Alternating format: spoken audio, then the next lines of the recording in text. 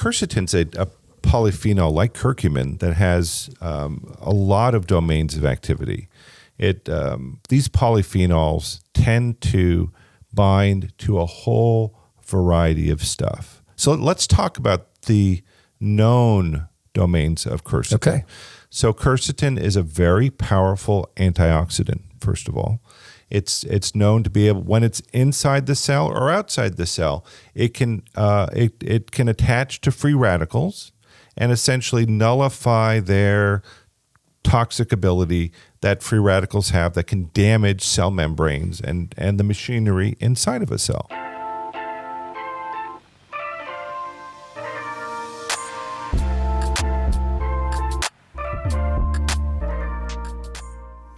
Hey there, everyone. Welcome to another edition of Ultra Life Today. This is kind of our little fireside chat series where I get to sit down with the CEO of Ultra Botanica, Adam Payne, lead inventor of this incredible technology called LPS. We've got another ingredient to talk about today, Adam. Drum roll. But, hey, Drum man. roll. I'm looking for the fire. Yeah? Where's the fire? We're supposed to, fireside chat, Josh. Oh, I'm sorry. You know, next time, I bet We could put instead one of our right up logo, they could probably put one up there. So we're having a conversation. We did the last one on curcumin. No, we did the last one on berberine. Oh. Can you say berberine? Can you Sure say you can. Forgetting? No, it's Yeah, okay. berberine. That's right. We did the last one on berberine. Now we're doing quercetin. The two of the second polyphenol that we've added into our technology. So before you go into that, I want to set this up, and we need to set it up because when I met you 10 years ago, you and B.G. Kurian and Hal Schofield were playing around with, they'd liquefied curcumin. They came to you. They said, we want to commercialize this. We want to get it into a free-flowing powder. You guys sat around and did crazy shots of curcumin and got a curcumin buzz. Yeah. You guys figured out a technology called LPS technology. And the reason I'm bringing this up again is because we have another one of those problem ingredients, Adam. The LPS technology, just to encapsulate it, pun intended. You're really rolling here. Is John. to be able to take these plant bioactive compounds that are polyphenols or flavonols or isoquinolones and get them into a form, a molecular form, where they'll literally move into the bloodstream and hit it at exponential levels and land on the cell receptor sites, right? Josh, there's so many of these compounds that have the promise of being something that should change our health, should have an impact on us. I mean, how many times there's so many of these kinds of ingredients that I call them faith-based supplementation. Oh, that's a good one. You know, where people, I'll borrow that. You know, they go to the health food store and they go to I'm talking about your typical good health food store, like what you have in natural grocers, where you get into the aisle and there's like too many choices, and you're overwhelmed. Yeah, and you're gonna have massive amounts of products that have been extremely hot: berberine, curcumin, quercetin, resveratrol, green tea extract. You remember Abner's Nutrition down in? Oh, sure. Where was it? Down in Texas? Wichita Falls, baby. Yeah. We went there. This health food store had floor to ceiling racks full of ingredients I had never seen before. One of the best small health food stores, by the way, I've ever been in. Yeah, it's amazing. She does her stuff right. And so, you know, what happens? I observed these kinds of interactions. You go into the health food store and you go, hey, I'm dealing with dry skin, or these female issues, or I don't deal with female, you know, these issues that you experience. And sometimes, most of the time, they'll point you in the direction of something that should help support health in a variety of different organ systems or immune system or whatnot. A lot of these compounds, quercetin and curcumin, for example, have the promise of being something that should transform our lives, but most people don't experience any benefit. You know, almost every abstract that I read on PubMed, and that's the government's clinical repository for for research articles related, and you'd be amazed. Go to PubMed.gov and look up any natural compound. You will be shocked at how many studies there are on substances like overwhelming. Quercetin. It's overwhelming. Yeah, 26,000 on curcumin. But you know what's interesting? I'm curious. Adam? Quercetin. How many did you see? I didn't pull the number up, but I will say this. The thing you find over and over again when we're looking up these types of plant bioactives is one thing. They start off the abstract and they end it with, however, the universal problem with these kind of substances is bioavailability. Bioavailability, getting them in the bloodstream, getting them into the cell receptor site. So that's why I call them faith-based stuff, because the research, for example, on curcumin was the natural product of the year back in 2016, 2017. It's probably one of the largest grossing products in the history of the health food industry by far. We predicted that it was going to be $1 billion category. Yeah, rivaling for a while, aloe vera, yeah, which has been around for 60, 70 years. But most people, when they take it, they don't feel anything. It takes weeks for people to experience a difference. As you would say, I'm going to go back in the Wayback Machine, one of our favorite cartoons from back in the day. Peabody. When I first went out into Oklahoma that's City. right. What was that called? Sherman and Mr. Peabody. That's right. Yeah. I love that show. When I first went out into Oklahoma City, I had a mission. You and I had created these 3-day samples of the original Ultra Cur with the color of your shirt, the lid was. Yeah, my favorite color.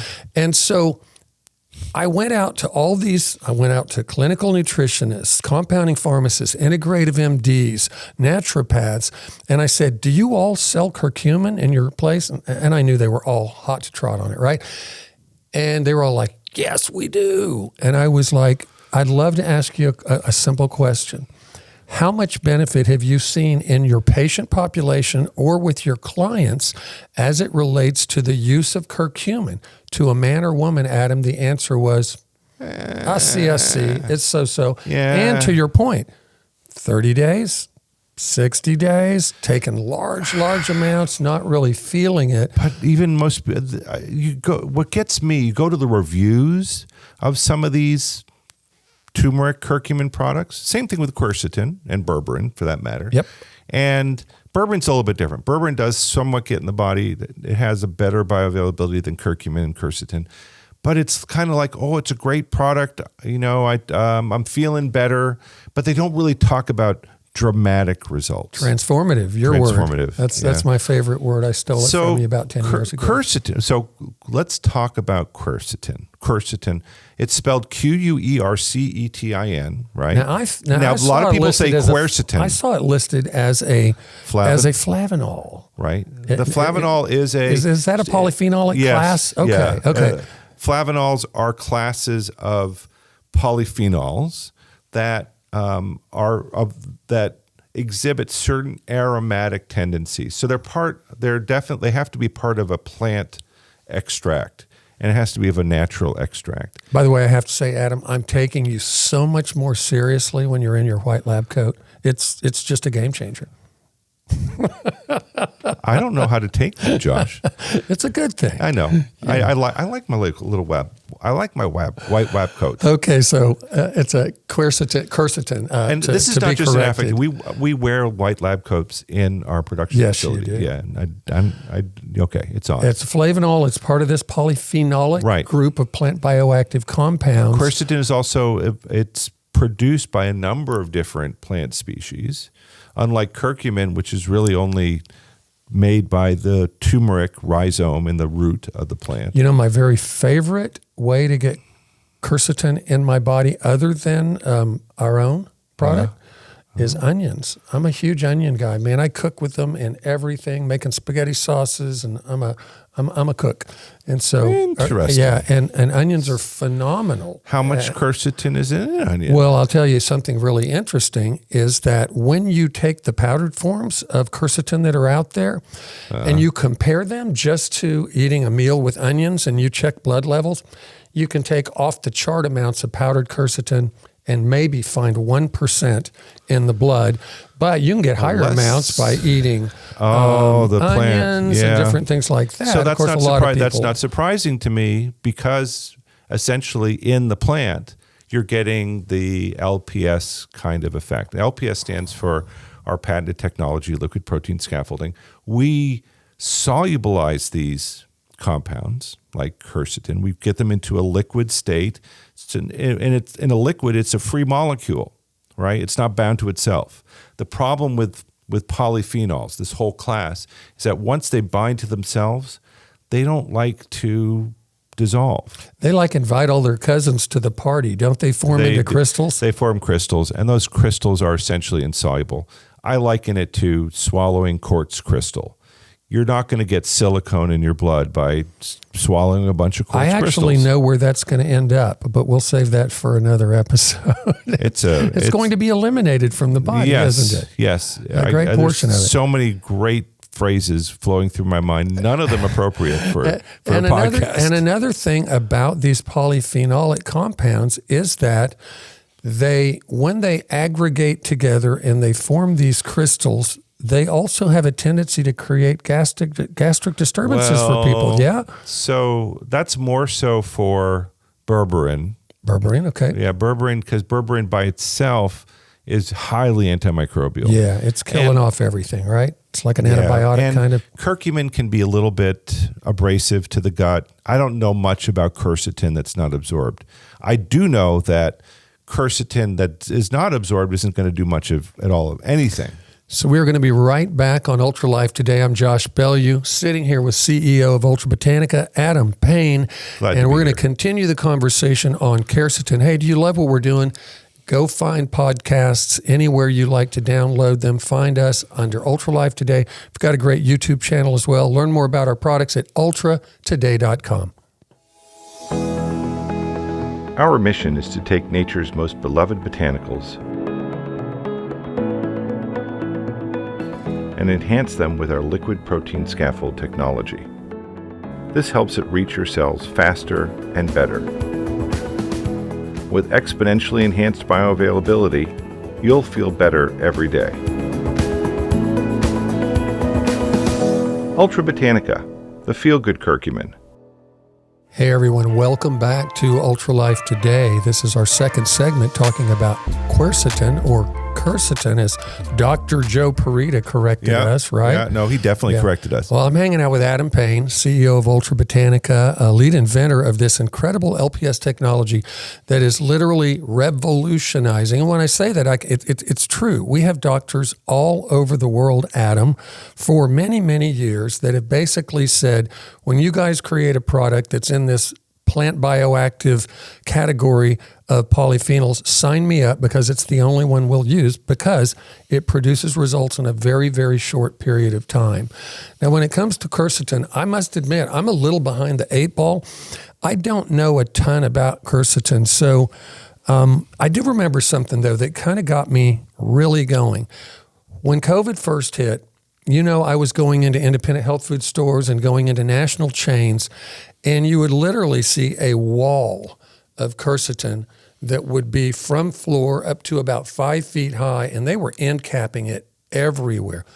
Why were they doing that? I remember this whole idea of cytokine storms, this incredible inflammatory response. What were they trying to figure out there? Well, quercetin's a polyphenol like curcumin that has a lot of domains of activity.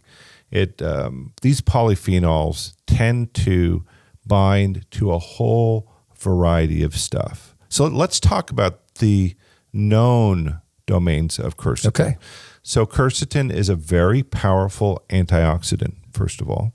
It's known to be able, when it's inside the cell or outside the cell, it can attach to free radicals and essentially nullify their toxic ability that free radicals have that can damage cell membranes and the machinery inside of a cell. And for a second, just in case, I know we have a very highbrow audience that really studies their stuff, but free radicals, I remember there being a description of free radicals and how they work, but basically you have what? An electron that actually unpairs itself from the cell, and it starts like playing pinball, doesn't it? And creating some issues. I mean, there's so many different kind of ways, anecdotally, to kind of describe what's going on. But the essential mechanism is how we produce energy. I'm going to dig back into the Wayback Machine here, pulling from our Mr. Peabody era here. The Krebs cycle. Okay. Right? The Krebs cycle is a whole process that happens in the mitochondria. Powerhouse of the cell. That involves glucose coming in, oxygen coming in, and there's minerals and things involved. Yeah, there's all sorts of different things. Potassium, calcium. 52 ATP, I believe is the number, that is produced by one cycle of the Krebs cycle, as opposed to glycolysis or glycosis is what cancer cells use. And they use one glucose and create 2 ATP. Very inefficient, very interesting. In the process of the Krebs cycle, imagine like a car engine, right? A car engine takes in gasoline and burns oxygen. It creates exhaust. The exhaust coming out of the mitochondria is free radicals. Oh, wow. The free radicals that are produced are essentially the exhaust from the Krebs cycle engine. And so our bodies are designed to sop up that exhaust, those free radicals. That's the job of an antioxidant. Yes, glutathione is our antioxidant. And we have glutathione constantly being brought into where the mitochondria are producing the free radicals and sopping it up and taking it and neutralizing it. Some free radicals escape the antioxidant capacity of a cell, especially as our cells become damaged or mitochondria become damaged. No doubt diet, lack of supplementation, exercise has a whole host of things. And there are other processes that create free radicals, like when our bodies kill bacteria, that creates a lot of free radicals. Oxidative stress is another kind of description of what this whole process looks like. Oxidative stress being the Krebs cycle. Using oxygen creates these free radicals that causes metabolic stress or cellular stress on the body. The problem with free radicals is that they are damaging. They grab or they donate electrons to things around them, and those donated electrons can create chemical reactions that you don't want to happen. They can damage cell membrane structures. They can get involved in the machinery of what should be a normal, smooth process into something that's not a smooth process. It can damage DNA. It can change a DNA's coding for something that's going on. So quercetin. So first thing, quercetin we is learned quercetin's an antioxidant. Right. Considered a powerful one, especially if you could get it into the bloodstream. Yes. I know that glutathione is like the master. We're not Curcumin, worthy. guess what, is also a very powerful antioxidant. That's the first kind of capacity that has been studied. I don't think anybody, I'm saying this and I'm probably wrong, has done a kind of a molecular tag. You can tag molecules with different radioactive particles. Radioactive and you can see how where they go in the body. See where they go, see what's happening. You can look at their activity. You can then use enzyme measurements to look at the enzyme capacity of these different things. I'm sure somebody's done some research on this, and it's fascinating. So let's put to bed the antioxidant. Interesting. That's a benefit. Yep. Quercetin, like curcumin, can also chelate or take out of our body heavy metals that are lead, cadmium, mercury, arsenic, the ones that really destroy and cripple our health that we get a lot of in our food supply these days. Heavy metals are called heavy metals because guess what? They're heavy. These are big atoms. And it's a heavy metal ion, and it's an ion. Imagine it, the closest analogy is like a wrecking ball. A heavy metal free, just roaming around inside of your cell is literally like a wrecking ball just going. It's just like running free radicals on steroids that have all agglomerated together. It'll go through the cell wall. It'll destroy whatever is in its way as it's moving around. And heavy metals damage cells. And don't they historically have a very difficult time escaping the body? Don't they want to abide in the tissues? A lot of them. Heavy metals. This is it's hard to get them out. So you're telling me another benefit. Especially when they're just wrecking balls, they're just going to continue damaging stuff. So quercetin. This is why mercury poisoning, lead, cadmium, arsenic poisoning. These are all heavy metals that the EPA tells us we need to be, cognizant about how much we're taking in. Right. Our body has a certain capacity to eliminate heavy metals, but it needs to do so by chelating them.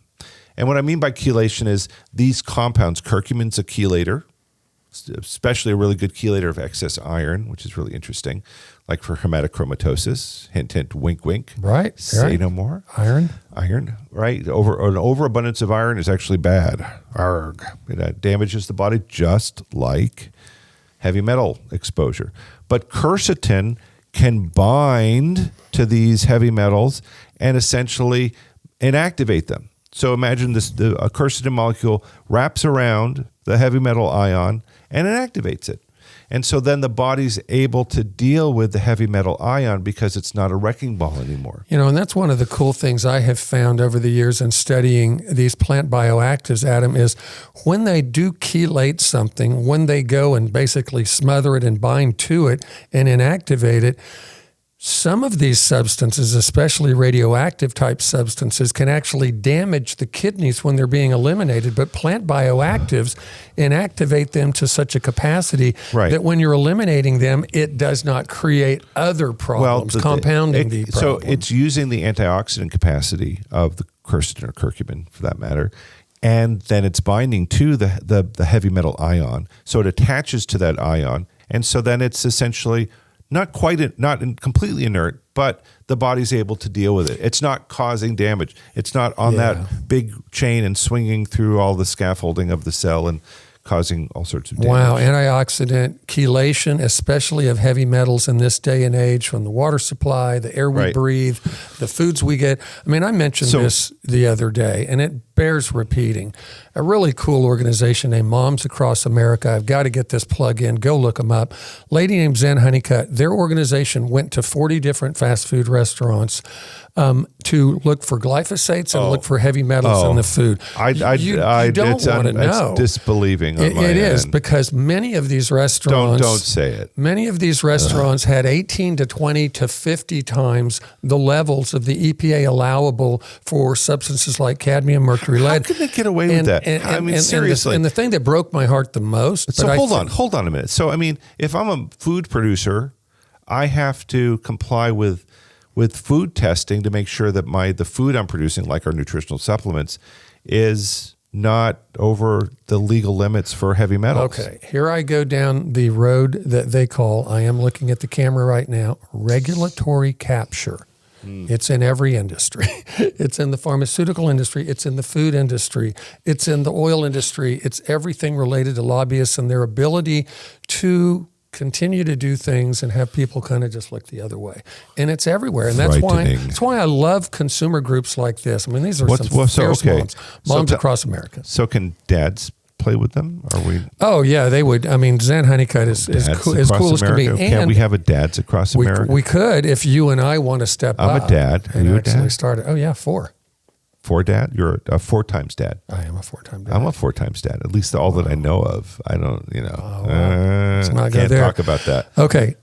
Antioxidant, chelating, any other benefits that just come off the top of your head? So now we're getting into, so those are kind of the most polyphenols, to my understanding, have the ability to have antioxidant capacity, and I believe has some chelation capacity. I could be wrong. I'm not a chemist, contrary to everybody's popular belief. And these are often brightly colored, so if we find them in the food supply, they tend to fluoresce. Have a tendency, right? They tend to have very specific wavelengths within which they will fluoresce, which is interesting. The polyphenol groups themselves lend it to that fluorescing activity.